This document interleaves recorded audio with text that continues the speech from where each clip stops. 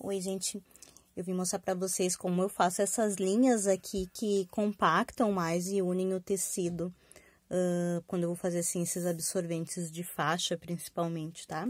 Então, assim, eu uso materiais que eu tenho aqui, prendedor de roupa, né, por exemplo, deixo só nas pontinhas agora pra me ajudar a deixar o tecido mais ou menos no lugar. Mas eu não gosto de alfinetar, nem prender toda a volta, porque se eu faço essas linhas depois de costurar as bordas, o tecido ele fica meio embolado, meio torto. Então, eu gosto de fazer essas linhas no início já, e começo elas do centro para as pontas e vou ajudando o tecido a ficar no lugar. Porque assim já me evita até de precisar colocar prendedores ou alfinete em toda a borda do tecido. Eu não gosto de trabalhar com alfinete. Então, eu faço assim.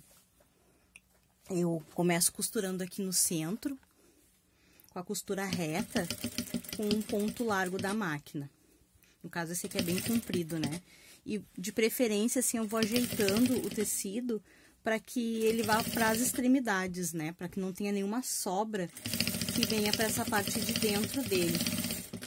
Aqui eu tô costurando 2 camadas de moletom dentro, que eram de roupas velhas aqui das crianças. Já vou tirar esse aqui, que já não precisa mais. E eu faço essas marcações, essas linhas aqui com uma canetinha que compra em papelaria. Ela é para papel mesmo. E ela apaga depois com calor. Aí eu venho com secador de cabelo ou com soprador quente. E aí eu faço essas marcações, que elas me ajudam, sabe, como um guia. Como ele é bem compridinho, né, ele dá um pouquinho mais de trabalho do que se fosse aquele padrão lá de 35 centímetros. Aqui eu venho devagarinho, tento fazer um arredondamento, mas não precisa ser perfeito, né? Que eu risquei ele quadradinho mesmo. Aí eu faço na hora um arredondamento, mas podia fazer ele quadrado também. Pra mim é mais fácil assim. E aí quando chega aqui de encontro de novo com ele, eu dou um retrocesso, né? Que vai dar um nozinho, ele vai prender. Puxo um pouquinho pra trás, eu nem tiro aqui, ó, pra não precisar gastar mais linha, nem ficar com aquelas sobras de linha agora, eu corto depois. Dou uma seguradinha e continuo do lado, e eu vou fazer toda essa linha aqui. Vou adiantar um pouquinho até chegar na última linha para mostrar para vocês. Ó, agora eu já cheguei aqui na última partezinha, na última linha, e as costuras, essas centrais, já estão prontas.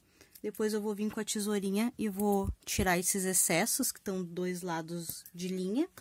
E ele fica aberto aqui nas laterais. E aí pode passar o zigue-zague ou a overlock, dependendo do que você tiver aí. E essas linhas vão sair depois com o calor do ferro e vão ficar assim, sem ser notadas, porque eu usei a mesma cor da linha mais próximo do tecido. Eu gosto de cortar também essa parte que vai ficar pra fora um pouquinho maior que a de dentro, porque ajuda lá na hora a não forçar muito a máquina. Se for máquina com zigue-zague doméstico, ela for mais fraquinha, não força muito ela. Se passar zigue-zague, passa pelo menos 2 vezes para ficar mais reforçado. E olha que eu tento explicar que porque eu gosto de fazer as linhas primeiro, porque ele dá uma desalinhada aqui, ó, no finalzinho. E mesmo se eu prendesse, tá vendo? Ele fica mais tortinho.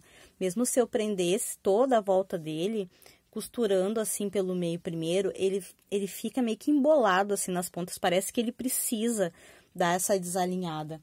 Aí agora eu venho com uma tesourinha normal aqui. A parte de dentro eu já arredondei, ó. Eu corto ele um pouquinho maior.